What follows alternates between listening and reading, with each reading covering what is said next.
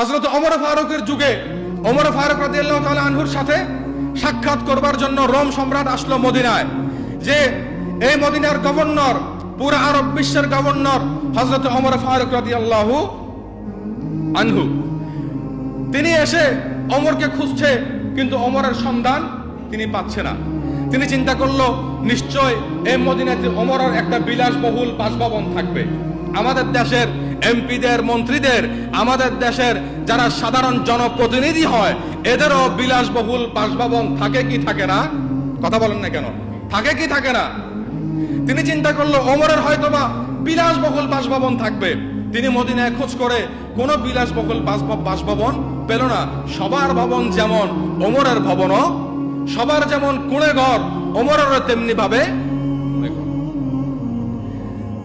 Rome সম্রাট খুঁজতে খুঁজতে এক পর্যায়ে না পেয়ে মদিনার একজন মানুষ, বৃদ্ধ বয়োজ্যেষ্ঠ লোককে জিজ্ঞাসা করলো, তোমাদের রাষ্ট্রনায়ক ওমর কোথায়?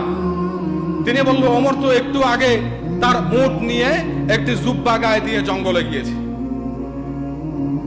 মুরব্বীর কথা অনুযায়ী রোম সম্রাট জঙ্গলের দিকে রওনা হলো।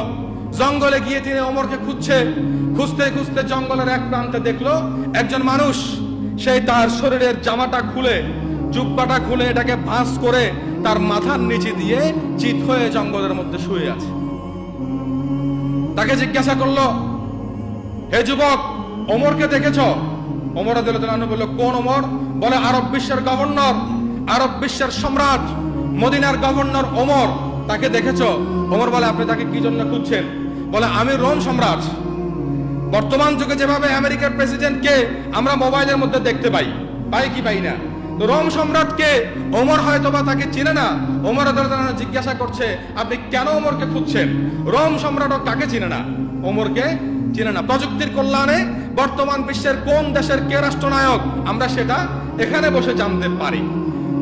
দুজনের মধ্যে কথোপকথনের এক পর্যায়ে ওমর বলল, আমি ওমর। আমি কে? রোম সম্রাট আশ্চর্য, তুমি ওমর? একা একা? কি ব্যাপার? তোমার দেহরক্ষী কোথায়? তোমার আগে পিছে তোমার প্রতিরক্ষা বাহিনী কোথায়? আইন শৃঙ্খলা বাহিনী কোথায়? তোমার গাড়ি বহর কোথায়? এই যুগে গাড়ি বহর, সেই যুগে ওটের বহর, ঘোড়ার বহর থাকবে। তোমার প্রতিরক্ষা বাহিনী কোথায়? ওমর রাদিয়াল্লাহু আনহু বলল, কিসের প্রতিরক্ষা বাহিনী? কিসের আইন শৃঙ্খলা বাহিনী? কিসের আবার বডিগার্ড? কিসের দেহরক্ষী? আমার দেশে কোনো বডিগার্ডের প্রয়োজন নাই। আমি আমার দেশে জুলুম, অন্যায়, অত্যাচার, অবিচার, দুঃশাসনের এমন কবর রচনা করেছি যে আমার দেশের প্রতিটা জনগণ নির্ভয়ে নাক ডেকে রাতের বেলায় নির্ভীক ঘুম তারা ঘুমাতে পারে। বলুন সুবহানাল্লাহ। আমাদের দেশে আমরা কি নির্ভয় রাতে ঘুমাতে পারি?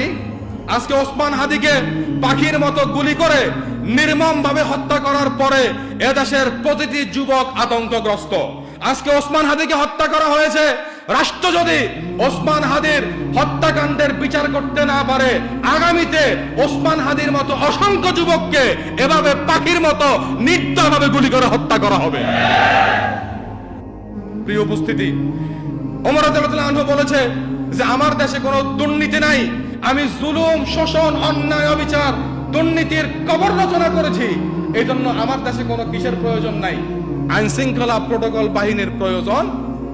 বললো, ভালো কথা, তোমার দেশের জনগণ নির্ভয়ে ঘুমায়, তো তোমার প্রটোকল কোথায়? বলে, আমার প্রটোকলের প্রয়োজন নাই। এর কারণ, আমি এ দেশে এমন ওয়েলফেয়ার স্টে গঠন করেছি, আমি ওমরের বিরুদ্ধে যদি কেউ ষড়যন্ত্র করে, যদি কেউ, কথা বলেন, কি করে?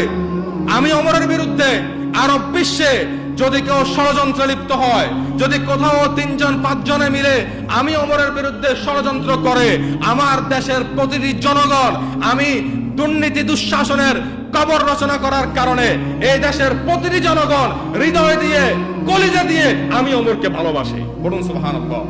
যদি আমার বিরুদ্ধে কেউ ষড়যন্ত্র করে, মুহূর্তের মধ্যে গোটা আরব বিশ্বকে উত্তপ্ত করে তুলবে এদেশের প্রতিটি জনগণ, এদেশের প্রতিটি যুবক।